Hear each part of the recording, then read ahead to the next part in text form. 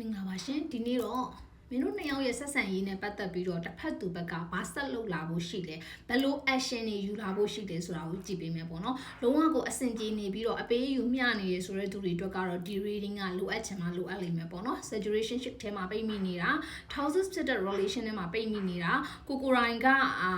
ဘာဆက်ဖြစ်မလဲဆိုပြီးတော့သူဘာတွေလုပ်လာမလဲဆိုပြီးတော့မျှော်လင့်နေရဆိုတဲ့သူတွေအတွက်ဖြစ်တယ်ဒီဆက်ဆံရေးနဲ့ပတ်သက်ပြီးတော့သူ့ဘက်က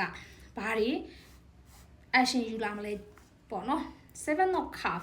ရွေးချယ်စရာတွေအရင်များနေတာမျိုးကိုတွေ့ရတယ်ပေါ့နော်ဆိုတော့ကိုယ့်ရဲ့ collective တွေရှိမှတော့၎င်းတစ်ဖက်သူရှိမှတော့၎င်းရွေးချယ်စရာက9ခုလောက်ဖြစ်နေတာမျိုးကိုတွေ့ရတယ်ကိုယ့်အပြင်နောက်ထပ်လူတွေလည်းရှိနေနိုင်တယ်လို့မျိုးအခြေအနေတွေလည်းရှိနေနိုင်တယ်အဓိကကတော့ illusion တွေများနေပြီးတော့ဘယ်ဟာကိုမှမရွေးချယ်နိုင်ပဲနဲ့အဲ့တစ်ဖက်သူကပေါ့နော်မင်းကိုလည်းမရွေးလိုက်နိုင်ဘူးနောက်ထပ်တစ်ယောက်ကိုလည်းမရွေးလိုက်နိုင်ဘူးဘာဖြစ်လို့လဲဆိုတော့ဟိုဟာလေးကကောင်းနုံနုံဒီဟာလေးကကောင်းနုံနုံဖြစ်နေတဲ့အချိန်မှာသူကလေရွေးချယ်မှုတွေကြားထဲမှာပဲတိုင်ပတ်နေပြီးတော့ action မယူနိုင်ဘူးဖြစ်နေတာသို့တော်လည်းပဲအဲ့ဒီအခြေအနေကိုသူ့ဘက်ကတိတ်မကြခင်မှာအဆုံးသတ်လိုက်လိမ့်မယ်ပေါ့နော်ဘာဖြစ်လို့လဲဆိုတော့နှစ်ယောက်သားကြားထဲမှာကိုကစတင်ခဲ့တာကဘယ်လိုပုံစံမျိုးနဲ့လဲဆိုတော့နည်းနည်းလေးspicy love ကိုအခြေခံတဲ့ပုံစံမျိုးတွေနဲ့စခဲ့တာကိုတွေ့ရတယ်။နှစ်ယောက်သားစခဲ့တဲ့ပုံစံကိုက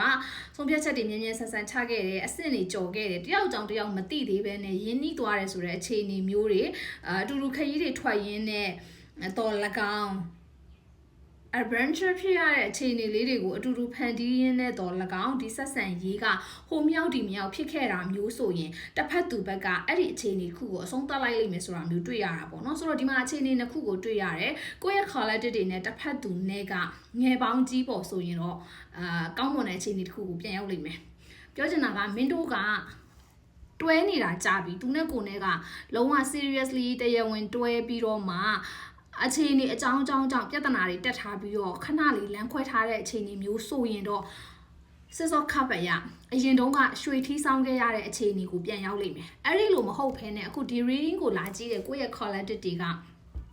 ဒုတိယလူဖြစ်နေမယ်ဆိုရင်တော့မင်းတို့ကြံခဲ့ဖို့ရှိတယ်တစ်ဖက်သူဆက်လုပ်လာမှာကဘာမှမလုပ်ခြင်းပဲဆိုတော့ပြောချင်တာကဒီ end ဖြစ်သွားလိမ့်မယ် that ရဲ့ energy ကိုရတယ်ပေါ့နော် spiritually အရာမင်းတို့နှစ်ယောက်ရဲ့ connection ကအဆုံးသတ်နေပြီသူလုံးချင်လဲလုံးလို့မရတော့ဘူးသူစူးစမ်းချင်လဲစူးစမ်းလို့မရတော့ဘူးအဆုံးသတ်မယ်ဆိုတာကိုတွေ့ရတာဆိုတော့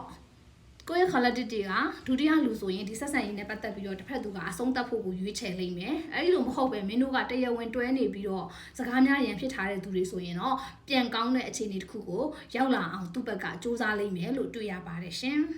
ဆိုတော့အဆင်ပြေချုံးမွေးကြပါစေ